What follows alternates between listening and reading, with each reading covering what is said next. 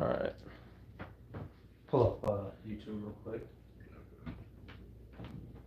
So your channel, right? Yep.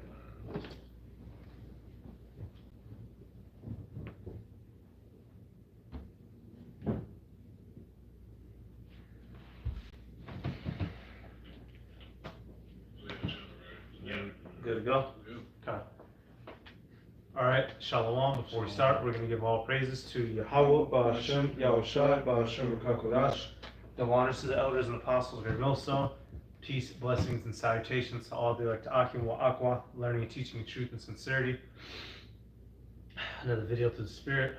It's your brother Malat, brother Kazak, here out of Detroit. Came across this quote, which is the title of the video. It came from James Baldwin, 1961. Civil rights era activist. And it's funny, it's not funny, but many of the arguments that Jake had in the civil rights era, we're still finding ourselves carrying on with today.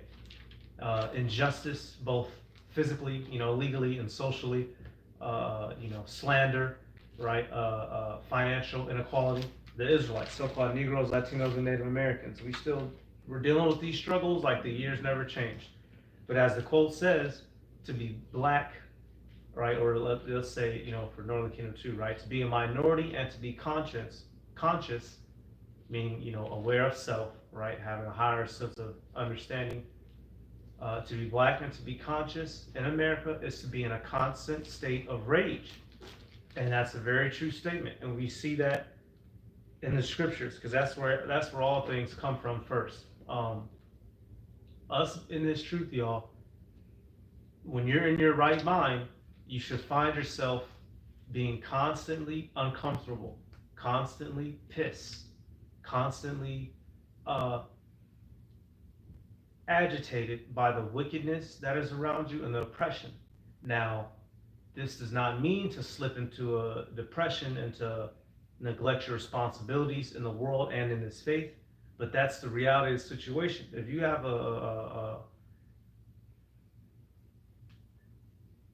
get the Ecclesiastes 7 oppression. Well, this scripture, it says it perfectly. The reason why that so-called black man, Latino man, Native American man that is conscious is in a rage is because you can't do anything about it. You understand that you're in a system that's completely against you and you can't do dead shit about it. And we're going to get scriptures that show that sentiment. So it's just further, it just reinforces that we need Yahushua. We would be eternally locked under the white man's boot. Least Yahushua comes to get us, because there's more niggas than there is us.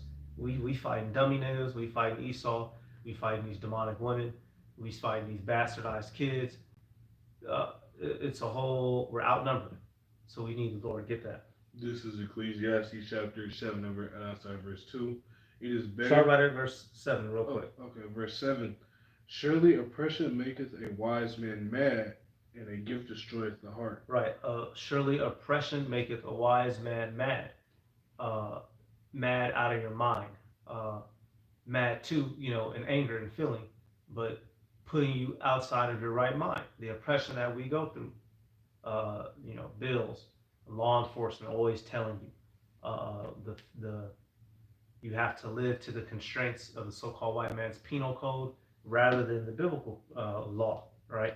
Here it is, we're reading a book for years, brothers, elders, and apostles, we're reading a book from left to right, right to left, back and forth of how to live, and we don't get to enact any of it. And if we did get to enact it, it would fix the world overnight. But can we? No, because you have a man over you with guns and bombs, tanks, and missiles. That's a part of the oppression. Just knowing that there's a man over you who can come in and kill you and your entire family if you do against him, it weighs on your mind. And at the end of that, it says what? And at the end of it, it says, a gift destroyeth the heart. A gift destroyeth the heart. You can link that with, you don't have to grab it, but Sirach 20 and 29. Presents and gifts blind the eyes of the wise. Many of our people, since they are not able to overcome the oppression or to just be hard and deal with it and to rebel against this man, what do? They give in. They tank. They become Coons, right? Sambos. That's P Diddy. He gave in to the gifts, but now it's coming back to bite him. Uh, uh, uh, he's old as hell. Bill Cosby. He gave in to the gifts, became a man of status, and then they cooked him on the way out. Michael Jackson. You can, Kobe, right? He went through the grape scandal and whatnot, and eventually his plane fell out there. Every nigga that our people sell themselves out for the riches of this world rather than to stand up against this man. And they all end up in the same hole with us any goddamn way. Let me get this real quick. Jeremiah 15:17. I sat not in the assembly of mockers, nor rejoiced. I sat alone because of thy hand, for thou hast filled me with indignation. Right? Hey, Jeremiah in his time, he was seeing nothing but wicked niggas. And he's a prophet. He's being told the word of Yahweh Bashem Yahushai. He knows the future that's about to come. And yet he's surrounded by idiots who just don't want to listen, who want to rebel. And it said he was filled with the indignation of the Lord. So what did he choose to do? Sit alone. And that's another point of this lesson, y'all. In this truth, you're going to have to learn to adult up and pull yourself away from certain aspects of the world. All right. We all have our particular hobbies we like to do. There's certain brothers, into the martial arts, right? Certain brothers just like to fucking paint or whatever. But there's certain activities in this truth you're just not going to be partaking of like how you would have been in the world. Every weekend, the people of the world want to go out. You got to fade away from that. Um, get that Ecclesiastes 7. Go straight to the verse, the morning verse. Your family, right? They want you to, boy, come get this this triple stuffed pork sausage, whatever, fuck, right? You start to pull away from your family, former friends. Hey man, how come we don't see you? You start to pull away from them. Why? Because you're hiding yourself in the sanctuary of Yahweh Bashem Yahushua. You're tapping in with the Spirit. The deeper you get, the more you abhor the people of the world and the actions and their speech. You don't want to look at them. You don't want to be around them as much as possible. Or you deal with them only on a need basis, and then you get the fuck up out of there. Get that Ecclesiastes. This is Ecclesiastes chapter 7 verse 2. It is better to go to the house of mourning than to the house of feasting, for that is the end of all men. Yep, and right now we're in the house of mourning. The people in the world, they're in the house of feasting, not realizing that they're about to enter the house of mourning, which is the destruction. So we're getting ready early. We see the destruction coming up, right? We see this wicked world for what it is. We don't want any parts of it. And these people are just completely none the wiser. Let me get this real quick and you got it. Psalms 119. And I'm going to start 158. It says, I beheld the transgressors and was grieved because they kept not thy word. When you look out into this world, even for some of you brothers, your children are forced to abide by a system that you have no control over. And that should rightfully piss you off. The relationship between you and your woman. You can't even dominate your woman the way that you're supposed to, because who's just a call away, and them boys, you're the big scary black guy, so what's gonna happen? They'll come put holes in you. You can't even eat good clean food. He gonna show up. Oh, do you have a permit for this? It's a goddamn onion plant. Do you have a permit? No. Boom, getting blackjacked and stomped out. Everywhere you go, everywhere you see is nothing but wickedness. And that's a proper spirit to be in. And truth be told, you have to pray to Yahweh Bashem Yahushai that he keeps that spirit of remembrance on you so that you aren't overly partaking with the people of the world. Because that's how certain dudes fall out. That line starts to get blurred. Well, this ain't necessarily a sin. Well, this ain't necessarily a law. And then you're doing this shit with them more. You're not around as much.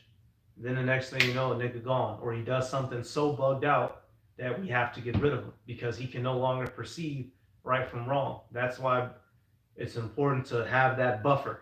There's certain things you just don't do, period. Even if it's so-called, even if it's not a direct law against it, there's just certain things you don't do no more. You got something? Yeah, I got two. I got two in Micah. So this is Micah chapter 7. I start at verse. I just read verse 9. I will bear the indignation of the Lord Yahweh because I have sinned against him, until he plead my cause and execute judgment for me. He will bring me forth to the light, and I shall behold his righteousness. Yep, bearing the indignation. So we have to go through it until we're raised up out of this position. Uh, and it ain't no fun here. But the mindset that this mindset of despising all of the evil around you, just like Lot, right? Matter of fact, get that. Lot vexed with the filthy conversation of wicked. Second Peter 2:7. That should also be your fuel, y'all, to keep going in righteousness. Like I said, pray to Yahweh Ba'ashem Yahweh Shai that he keeps that spirit on you. You see certain things, it should disgust you. All right? It should be like, man, that's not right. Because if that begins to tinker off, then you pray to Yahweh Ba'ashem Yahweh Shai, he puts that barrier back. Because I'm thinking of one dude who was in the camp, years ago. He started getting a soft spot for 2/3. And there'd be times at camp we getting on the 2/3, and he's trying to, oh, you can't, nigga, get off me. What do you, Isaiah 58:1, cry aloud and spare not, show my people their transgressions, and the house of Jacob their sins. But that buffering line started disappearing. All right, and where the nigga at? Back in the world, years didn't pass, right? Bugged out. You got it? Yeah, this is Second Peter chapter 2 and verse 7. Right at it, yeah. And delivered just Lot, vexed with the filthy conversation of the wicked. Delivered just, as in he was a just man. Lot, vexed with the filthy conversation of the wicked. The very things that these people talk about should piss you off. Their actions, their movements, their mindset. Because everything that they do and says is counter to our belief and to our God. And all it does is bring the world into greater chaos. That's why time limit.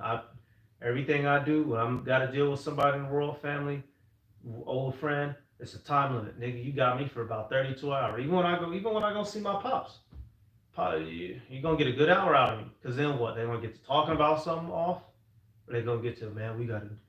It's time for me to go. That's the mindset you have to constantly be in. Otherwise, you fade the fuck away. What you got?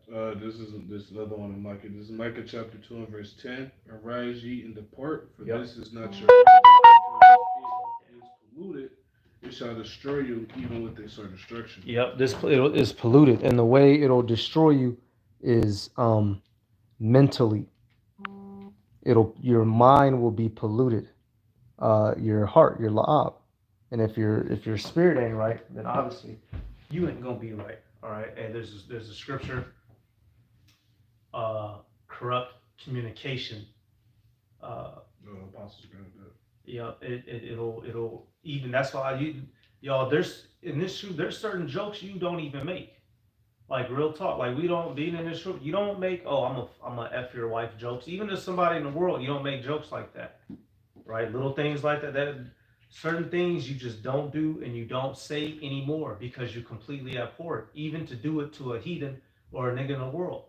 You don't say, oh nigga, like that son of a bitch said from IUSBK. What Will Smith need to do, Chris Rock. What Chris Rock need to do is go F his wife. Why would you give a fellow Israelite advice like that? A guy like that is not in their right mind. Because regardless of the situation, that's wicked. I'm not going to do you wicked because you did me wicked. Scriptures tell us that. Not to, that's in Romans, basically not to repay evil with evil. Yahweh Ba'ashem Yahweh Shai is going to handle it, right? All these different things we're juggling in our mind. It should put you in, it should make you Kodash, holy. Then what is the meaning of holy? Separate. You have to be separate in your mind from these people. That's the only way you're going to last. Lamentations 3. Oh damn! chapter 1. Lamentations 3, I'm gonna get I'm gonna start at 26. Hey, so for you brothers in particular, there might be times where you feel lonely. There might be times, the former status you may have held in the world. Be happy that it's gone. It's good that the Lord will make you a loner, all right? Or be okay with solitude, right? You don't always have to talk. You need to learn to become okay with sitting in fucking silence, reading, right? Being by yourself, getting through your day. The people of this world always have to be distracted with some drink, some smoke, some entertainment, a bitch, right? In the club. Learn how to become completely solace alone, because when this shit pops, y'all, that having that mindset, it already makes you half the battle. As I say, knowing it's half the battle. These people ain't ready to be alone. These people was that Chief keeps on, hey, being sober, Raleigh the Rover, all that bullshit, right?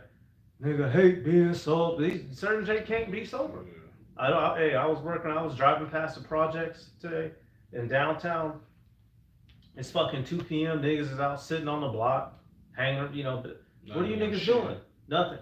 Just waiting to kill something or to smoke something.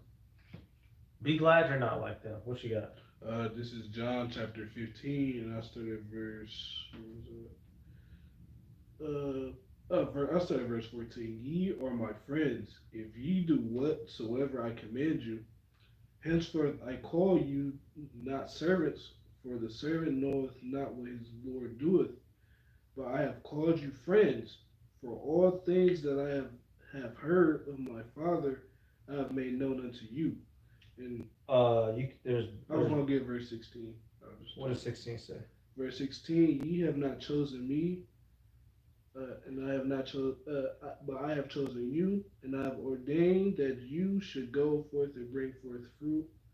But actually, that ain't the one. No, you're probably looking for It's worded. What, chosen you out of the world? Yeah, that's the one. Check 17 and 9. Okay. Or no, was it 15? Either 15 and 17 or 15 and 19. Check 15 and 17, then check 15 and 19. Oh yeah, 15 and 19. Yes, it is. Yeah. Yeah, this is John 15 and 19. Yeah, this is John chapter 15, verse 19. Oh, I started 18. Start right at it, bro. Verse 19: If ye were of the world would love his own. But because ye are not of the world, but I have chosen you out of the world, therefore the world hateth you. Right, so Lord willing, if we're of the elect, a lot of the times the neglect and abandonment that you get and the shunning that you get is because you are of the elect. People can sense that higher spirit vibration coming from you, so they shun you. They're wicked want to hang, wicked do what wicked do. They don't want to be around righteousness. That's John 3, 18 and 19, right? The darkness doesn't like the light. So take that as a good thing. Learn how to be alone. Learn how to accept rejection from women. Learn how to accept rejection from your former social circle. Learn how to accept being a square, right, and a loner in general. Elder Apostle Gabar says that a lot, being a loner. Even though, we're with brothers, right? Some of us live together, like me and this brother do. There's even when you're, with brothers, there's that point you're gonna have to go back and be alone, and you have to know how to operate in that. And there's no getting around that. A lot of Jake gets in trouble because they don't know how to just sit the fuck down and shut up. Man, let me go step out tonight, and then they don't ever make it home that night because they couldn't just sit up in the crib. What's there to chase? A bitch that didn't been beat down. You don't know. Been beat down. Especially she didn't went through college. I'm talking about niggas that had her in the air and holding her up in the air, beating her down. And here you go. There's nothing, y'all, seriously, everybody's spirit is different. There's nothing out here. If they not running you down, I wouldn't be running them down. I tell you that. Let me get this. Lamentations 3:23 and 26 through 28. It is good that a man should both hope and quietly wait for the salvation of Yahweh, Bashem Yahushai. It is good for a man that he bear the yoke in his youth. He sitteth alone and keepeth silence, because he hath borne it upon him. Jake got to learn how to sit alone in silence. It'll save you some money. It'll save you some hassle, right? Might save you a goddamn overnight stay in the slammer. Fucking around the days we in now. Y'all, don't forget, we're in the middle of a war. A bitch could very well be purposely sent to trap you up on some straight up Delilah shit, right? Or a straight up hitman. Hey, brothers didn't give the brother some weeks back out there in LA, had to fight for his life. Don't forget, we're in a real time war. The being alone can save your life, right? And there's nothing wrong with that. We don't fuck these people. Everything that they do, in the end of the day, is wicked. So fuck them. You're not missing out on nothing. That FOMO, fear of missing out, you can't have that in this truth. Fuck these people. Fuck what they talking about. Fuck what they think. Fuck fitting in. Now, obviously, you know how to operate in the world. You learn how to be courteous. You learn how to talk to people. Be as wise as serpent, as harmless as doves. But truly, in your spirit and your heart, don't yearn for that former status and glory in the world. You had something else? No, not at the moment. No. We'll get Sirach 27 and 13. We'll get ready to close it. The very things that these people talk about, y'all, it should piss you off. Like I said in that Psalms, I beheld the transgressors and was grieved. When you're awake, when you're in this truth, everything and everybody around you should piss you off, right? Because they're on a lower vibration. They talk about bullshit. All they about is bullshit. You should be happy when you finally get home. You get to tap into this, right? When you get some separate space, you get to do the video. Being around people in the world should be a burden. Being in this truth should be the highlight of your day. That's what I look forward to when I get to finally clock out, get the fuck away from massa. Some brothers say 8, 10, 12, 16 hours with massa, and then you get a couple of hours to yourself to eat and sleep and to repeat. You should not enjoy being around these people. Straight up, straight down. It's about to get real out here. You got it? Here's a Sirach chapter 27 and verse 15. The strife of the proud is blood. What? You said 27 to 15, right? No, Sirach 27 and 13. Oh, 13. Verse 13. The discourse of fools is irksome. The discourse of fools is irksome. The shit that these people talk about should annoy you. Keep going. And their sport is in the wantonness of sin. And their sport is in the wantonness of sin. All they want to do, their sport, they want to go out and do what? Sin all day. They can't get enough of it. I don't like to be around folk like that, right? And when you're in your right mindset, you limit that as much as possible. Like I said, we have our hobbies, right? But your hobbies should not overtake you in this truth. There's a balance to it, which you have to knowingly regulate on your own. Okay, this week I spent a little bit too much time on that bullshit. Let me fade away this next week, right? You got to be regulating that like a fucking controller. You're in a machine. You have to be you're actively regulating that. Otherwise, that barrier will start to fade, and then you go, start slipping, saying shit that ain't right, doing shit that ain't right, because you can no longer distinguish. You've been outside of the temple too goddamn much. Profane. What is it? Profane literally meaning what? Outside of the temple. Keep your ass in the spiritual temple. Keep your ass in the house. Matter of get that, what is that, hedge? You have to stay within the hedge of Yahweh Bashem Yahushai. I forget. Type in hedge, look around. How many scriptures pop up when you type in hedge? 21. Let me see real quick. If we're outside of that hedge for too long, y'all, we will get fucked up. I know about the one in Job. You know what? Just get. I'll probably.